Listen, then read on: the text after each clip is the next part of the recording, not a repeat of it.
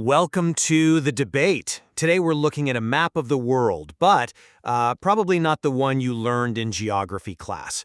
We're talking about the Quad City Watch, these four really distinct legal universes that are defining the governance of artificial intelligence. Brussels, Washington, Beijing, and of course, Mexico City.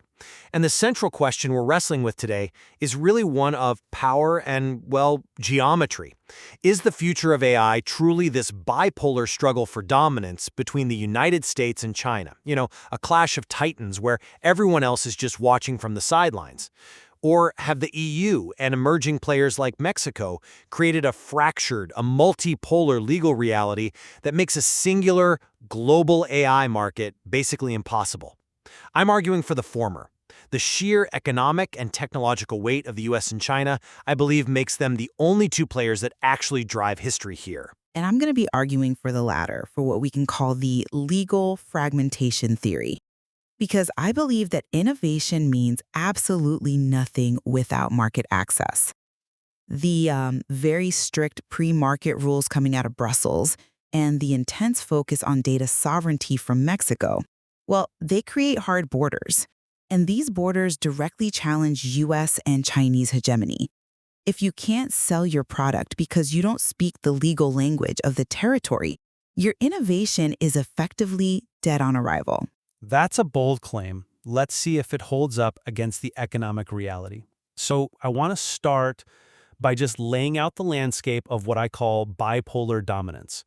When we look at this Quad City framework, we see four rule books, yes, but only two of them are attached to engines that can actually, move the world. Washington and Beijing. Washington's approach, which we can call the sectoral patchwork, is designed really specifically to fuel this engine. We don't have a comprehensive federal law in the U.S. that handcuffs developers. We have Executive Order 141110, which, came out back in October 2023. But let's be very clear, that is binding only on the federal government. For the private sector, we rely on the litigate after harm model.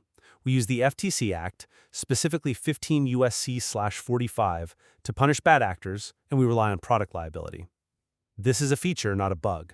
It fosters speed, it allows the technology to outpace the bureaucracy. And then you have the only true counterweight, Beijing, the managed ecosystem. The source material points to the interim measures for generative AI services, specifically CAC order number 15, and they focus on core socialist values and strict content control. The US creates the tech, China controls the state. These are the two poles of the magnet. The rest of the world, Brussels with its paperwork, and Mexico with its strategies, they're just reacting to this bipolar economic tide. I see why you think that, I do. But let me give you a different perspective. You're looking at the engine and you're ignoring the brakes. And the brakes are what determine where the car actually stops. You say innovation is everything, but I would argue deployment is the reality. You just cannot sell what is illegal. So let's look at Brussels. This isn't just paperwork. The EU AI Act, Regulation EU 2024, is what I'd call a risk-based constitution. It fundamentally changes the physics of the market. Look at Article 6, the high-risk classification, and Article 50, prohibited practices. This isn't a reaction. This is a gatekeeper. The EU says, prove safety before you sell. Well, that stops the US move fast and break things model right in its tracks. You can't litigate after harm if you're not allowed to enter the market to cause the harm in the first place. And then there's Mexico City. It is so dangerous to dismiss Mexico as some kind of peripheral player. It represents a global South strategy that is building strictly on data protection. We have the Ley Federal de Protección de Datos Personales, the LFDPPP. Now, even if their national AI strategy, the INEA, is non-binding, their data laws create a completely distinct operational reality, especially around biometrics and privacy. So no, we are not in a bipolar world. We're in a fragmented legal landscape where a kind of monolingual view of governance, thinking only in terms of American innovation or Chinese control, it just leads to failure. That's an interesting point, though. I would frame it differently. I think you might be confusing bureaucratic friction with actual power. Let's dig into the first core point of contention, this philosophy of control, the pre-market versus post-harm dynamic. The U.S. model is superior because it is flexible. We have the blueprint for an AI Bill of Rights, sure, but it's non-binding. And why? Because we want to see what the technology does before we strangle it. The US system asks, who pays when it goes wrong? That is what tort law is for. That is the In re Tesla autopilot litigation model. This allows the technology to mature. I mean, if we had applied the Brussels model to the internet in 1995, we probably wouldn't have an internet today. I'm just not convinced by that line of reasoning, because it assumes that the cost of getting it wrong is merely financial. The EU model argues that some risks are unacceptable at any price. If you want to sell in Europe, you have to follow Annex 4, the conformity assessment. You have to document your technical specifications, your data governance, your human oversight, all of it, before a single unit is sold. Now, contrast that with the US. You have a patchwork. You have California drafting automated decision-making regulations, while the federal government relies on agency guidance. It creates uncertainty. A company in Silicon Valley might think they're free to innovate, but what they're actually doing is navigating a minefield of potential state-level suits. Brussels, for all its faults, offers a clear, albeit strict rulebook, and clarity often drives investment better than chaos does. But at what a cost? The friction between the U.S. litigation culture and the EU bureaucratic culture is real, I grant you. But capital flows to where it can grow, and right now that capital is flowing to the U.S. and China, not the EU. Which brings us to the second point, the ideological split. This, to me, absolutely confirms the bipolar thesis. We have Washington's market-driven liberty, and we have Beijing's state-driven control. The source material highlights Beijing's CAC Order Number 15. I mean, just look at Article 4. It requires adherence to core socialist values. This is not a subtle regulation. This is the state saying that AI is a tool for political stability first and a commercial product second. Article 17 requires a security assessment and algorithm filing. This is a massive, unified ecosystem that stands as the only real rival to the West. It's a clash of civilizations, codified in code. I come at it from a different angle. You see a rival, I see an island. I agree on the mechanism. Article 4 is explicit. In Mandarin, the term is Hexin Shehui Jui Jiazhiguan, core socialist values.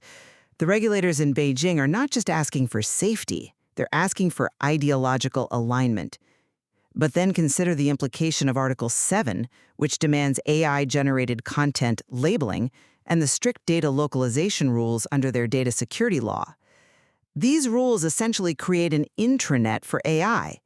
It cuts China off from the global loop as much as it protects it. I mean, if your AI model cannot be trained on global data because of strict import-export controls on information, are you a global dominator? Or are you just the king of a very large walled garden? The fragmentation here is absolute. A model trained to comply with Hexin Shehui Jui Jiazhiguan simply cannot function in a U.S. context where free speech is paramount. They're not competing, they're diverging. They're diverging, sure, but they are the only two diverging paths that have enough gravity to pull others into their orbit. That's my point. But let's move to your third point, because I know you want to talk about Mexico. You called it a blind spot. It is a massive blind spot. And this brings me to the monolingual problem.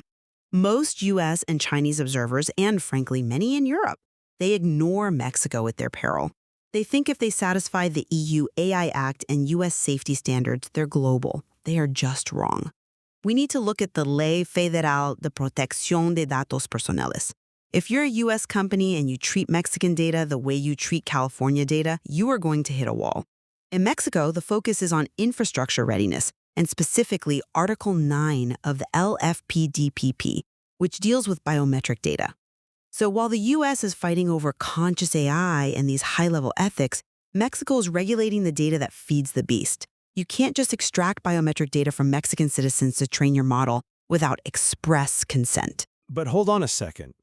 The source material explicitly states that Mexico's Estrategia Nacional de IA, the ENIA, is non-binding. It's a strategy document from 2021. Is it really a separate universe if the strategy is just a suggestion? You can ignore a strategy? You can ignore a strategy, absolutely, but you cannot ignore a federal law. The Ley Federal is binding. It is not a suggestion. And this is where the language barrier, the literal language barrier, comes in. If you are a general counsel in San Francisco and you're only reading English summaries, You completely miss the nuance of consentimiento expreso, express consent, which is required for sensitive data transfers. Mexico is saying, we control the raw material. If AI is the engine, data is the fuel. Mexico and the Global South more broadly are asserting sovereignty over that fuel. And if you don't speak the language of the ley federal, you don't get the fuel. It's really that simple. I'm not sure the fuel shortage will be as acute as you think, especially with the synthetic data revolution, but let's ground this. We've talked theory, let's apply this to a single object.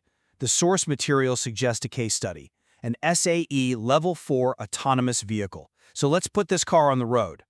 In my view, the bipolar nature of the tech is clear. The car was likely designed in Silicon Valley or Shenzhen. In Washington, or let's say on the roads of California, this car is a product liability case waiting to happen. We're looking at in re Tesla autopilot litigation. The legal question is, did the product fail? Was the driver negligent? It's a post-market dispute resolved in court. In Beijing, that same car is a national security issue. Under the automotive data security provisions, the car cannot map sensitive areas. The data it collects has to be localized. The state is asking, does this vehicle spy on us? Right. And here is where the fragmentation becomes undeniable. Take that exact same car and try to sell it in Brussels. It is no longer just a car, it's a high-risk AI system. Before it ever touches the Autobahn, it must undergo a conformity assessment under Annex 4. It needs to prove it has a risk management system in place, that's Article 9, and human oversight measures from Article 15. So the US asks, did it crash? The EU asks, is it certified to drive? These are mutually exclusive operational modes. You cannot litigate after harm if you are never allowed to launch. And then drive that car south to Tijuana. In Mexico City, the issue isn't just safety or security, it's privacy. That car has cameras. It is processing the biometrics of pedestrians under the LFDP KPP. That is the processing of sensitive personal data. Do you have the infrastructure to handle that data according to Mexican law? So the technology is identical. The hardware is the same. The code is the same. Exactly. But the legal testing is mutually exclusive. The car cannot drive from San Diego, where it faces U.S. liability law, to Tijuana, where it faces Mexican data law, without crossing a legal abyss. In the U.S., the camera data is property of the company to improve the algorithm. In Mexico, that data is the property of the pedestrian. Those two realities cannot coexist in the same database with massive, massive friction. That is a compelling argument. But have you considered that money eventually smooths out friction? I return to my core thesis. The capital and the innovation driving these AVs and the large language models still originate overwhelmingly from the US and China. The tide is economic. If the EU makes it too hard, well, they just get the technology 2 years later. If Mexico restricts data, the companies will synthesize it. The gravitational pull of the Washington and Beijing economies will likely force regulatory alignment eventually. The smaller bodies will have to adjust their orbits to the larger planets. I'm sorry, but I just don't buy that. And let me tell you why. Alignment is a fantasy when the core values are diametrically opposed. You cannot align maximize freedom and innovation, which is the US model, with maximize preemptive safety, the EU model, with maximize state control, which is the China model. The legal languages are just too distinct. Brussels wants safety. Washington wants damages. Beijing wants control. And Mexico wants privacy. These are not different dialects of the same language. They are different linguistic families. And the danger for the listener, especially the listener who thinks this is all one big global market, is the arrogance of monolingualism.